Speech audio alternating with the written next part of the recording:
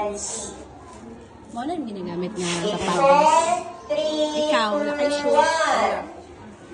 So, wato ta dito karon sa sakyanan kay na ay para sa inyo na ano. Pwede brown, pwede black, okay lang. Pag eskwela, gamiton niya everyday.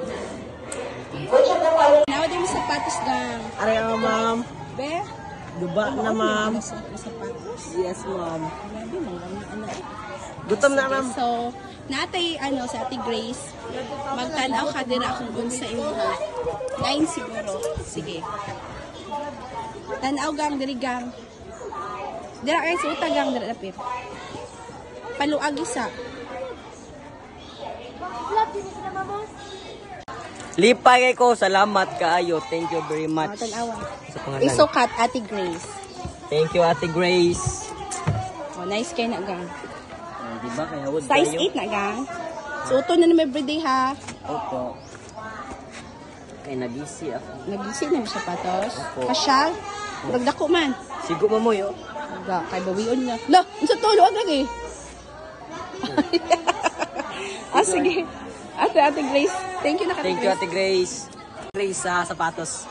Happy ka gang? Oh, happy kay ko ma'am. Mahal biya na gang. Opo. Di ka nag-US. Oh, tanawa. Tama. So, ton per ni ha. Opo. Sa picture na Ate Grace.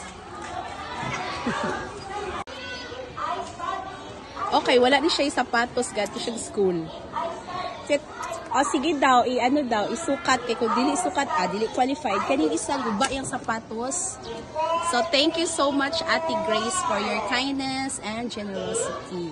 Unta, daghan pagmatabangan ng mga estudyante nga magkaroon ng sapatos.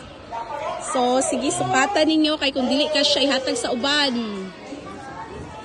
Napawala ka sapatos mo, ma'am. Napa? O, sige lang. Kaya ito siya, isa-isahon na to. Kasya, gang. Paluagi. Sige daw, Bi. Isukat daw, Bi. So, uton gid everyday ha. Kay urig mo na siya. Di na siya dali maguba. Thank you so much, Ate Grace. God bless you.